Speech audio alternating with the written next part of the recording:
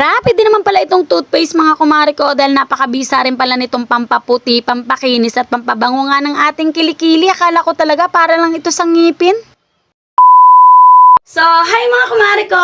Nandito na naman nga ang kumari mo, kumari nyo at kumari ng lahat. So, for today's video mga kumari ko, isi-share ko nga sa inyo dahil meron nga pong nagre-request sa YT, sa TikTok at kahit dito sa FB page ng part 2 nga daw po or isa pang paraan ng pampaputi ng kilikili. So baka meron na namang magsabi mga kumari ko na paano yung kalamansi at baby oil. Syempre mga kumari ko, pwede nga po rin iyon. Pero ito pong isang isi-share ko sa inyo is, ito po yung pangalawang paraan para mga pumapaputi natin ang ating kilikili. Pero po ito mga kumari ko, ay medyo may cooling effect. Kaya po kung medyo alam nyo sa sarili nyo na meron kayong allergy or sensitive ang skin nyo, is wag nyo na po itong gawin at doon na lang po kayo sa baby oil at kalamansi.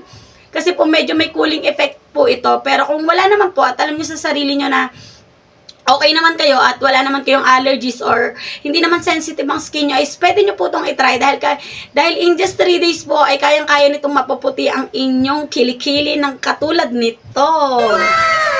So ito na nga mga kumari ko at ipapakita ko na nga sa inyo ang isang sangkap lang na makakapagpaputi na ng kilikili natin in just 3 days. So, eto nga siya mga kumari ko, ang toothpaste na white. Yes po mga kumari ko. Marami na rin po ang sumubok nito na itong white toothpaste ay makakapagpaputi nga ng ating kilikili. Pero po tulad po ng sinabi ko, siya po ay may cooling effect. Kaya po kung alam nyo sa sarili nyo na meron kayong allergies or meron kayong sensitive ang skin nyo, is wag nyo na po siyang itry.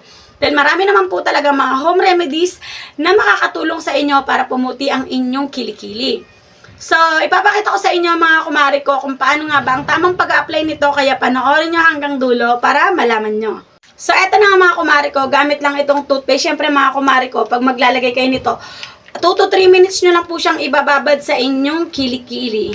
Siyempre mga kumari ko, talaga namang minsan hindi lang dahil sa mga nilalagay natin, kailangan din talaga minsan home remedies ang makakatulong sa atin para nga mapaputi ang ating kilikili. So syempre mga kumari ko, tulungan mo yung sarili mo na maalagaan mo yung mga problema mo dyan sa katawan mo. Hindi pwedeng hayaan mo lang siya. Syempre, nakakalakas din ang confidence natin kapag maputi yung kilikili natin. Kahit hindi tayo kaputian, basta yung mga kilikili natin, yung tuhod natin, di ba, is medyo light naman yung color niya. Tsaka makakasuot tayo ng mga sleeveless. Pero syempre, di ba mga kumari ko, depende pa rin naman yan sa inyo sa lakas ng loob nyo. So, ipapakita ko sa inyo mga kumari ko kung paano nga ba ang tamang pag-apply ko nitong toothpaste.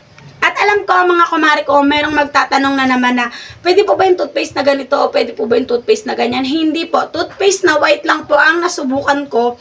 At base rin po sa mga na-search ko, kahit po mag-try po kayo mag-search sa YT, is toothpaste na white lang po ang ginagamit. So, ipapakita ko na siya sa inyo mga kumari ko. So, ayan mga kumari ko, ito yung aking kilikili. Ayan. Yan, ganyan lang. Sa akin mga kumari ko, is cooling effect lang yung nararamdaman ko. Wala pa akong nararamdaman hapdi kasi nga po, is hindi naman po sensitive ang skin ko. Sabi ko nga sa inyo mga kumari ko, iba-iba po tayo ng skin type. Kaya kung sa akin po ay umeffect or kung sa akin po is hindi siya mahapdi, pwede pong mahapdi siya sa inyo or pwede rin namang hindi. Ayun, ganito lang. Isang ganyan lang mga kumari ko. Pwede nyo itong gawin araw-araw. Or pwede naman 2 times to 3 times a week lang pwede nyo siyang gawin. Yan. Ibababad nyo lang yan ng 2 to 3 minutes sa kilikili nyo. At alam nyo ba mga kumari ko, hindi lang ito pampaputi ng kilikili. Ito po ay pampakinis din. At syempre, alam naman natin ang toothpaste ay nakakatanggal ng bakterya. Ito po ay nakakatanggal din ng amoy ng iyong kilikili. Kaya kung meron kang problema dyan sa iyong kilikili, is try mo na ang toothpaste. Baka mawala yung iyong, alam mo na. So syempre, dahil nalagyan nga natin tong isa is, lalagyan din natin tong isa. Yan. Yan, ganyan lang siya kadali mga kumari ko. Ibababad nyo lang siya ng 2 to 3 minutes sa inyong kilikili. At alam ko may magsasabi na naman po na maputi naman talaga ang kilikili mo. No po mga kumari ko, hindi po maputi ang aking kilikili. Dahil po nung ako po ay nanganak, talaga pong nung simula po nung nagbuntis po ko, talaga pong sobrang nangitim po talaga yung aking kilikili. Talaga, promise po, nangitim talaga siya. So, syempre, hindi ko siya hinayaan ng ganon at talagang nag-search ako at naghanap ako ng mga home remedies na makakatulong sa akin para mapaputi ko nga ang aking kilikili. At yun nga po, yung baby oil at kalamansi. At kapag naman po nagmamadali ako is, ginagawa ko rin po itong toothpaste. Kasi syempre yung baby oil, kalamansi, minsan talaga, nagagawa ko lang siya 1 times a week, ganon. So, ganun po yung ginawa ko mga kumari ko. Nung nag-light-light na yung aking kilikili, nag-stop na po ko sa baby oil at kalamansi at eto na lang pong toothpaste ang nilalagay ko. Sabi ko nga po sa inyo, hindi lang to pampaputi at pampakinis ng kilikili. Ito rin po ay nakakatanggal ng baho ng iyong kilikili. So, eto nga mga kumari ko at naka 2 to 3 minutes na siya. So, babanlawan na natin at ipapakita ko sa inyo yung resulta. So, eto na nga siya mga kumari ko at nabanlawan ko na nga siya, 'di ba mga kumari ko? Ayan. Oh, 'di ba? Ito na yung resulta ng ating kilikili. O baka naman pa may magsabi na, ayan po, oh. Ayan. O, diba? Ito na po ang resulta ng ating kilikili. So, sabi ko nga sa inyo, mga kumari ko, basta po meron tayong tiyaga, at saka sabi ko sa inyo, mga kumari ko, kailangan po, pag gumagawa ka ng mga home remedies, is kailangan po meron kayong tiyaga. Hindi po yung naglagay kayo ng isang beses, tapos magko-comment na po kayo na hindi naman tumalab sa akin, hindi naman tumalab sa kanya. Syempre, mga kumari ko, wala naman pong magic. Sabi ko nga po sa inyo, lagi pong may process yan.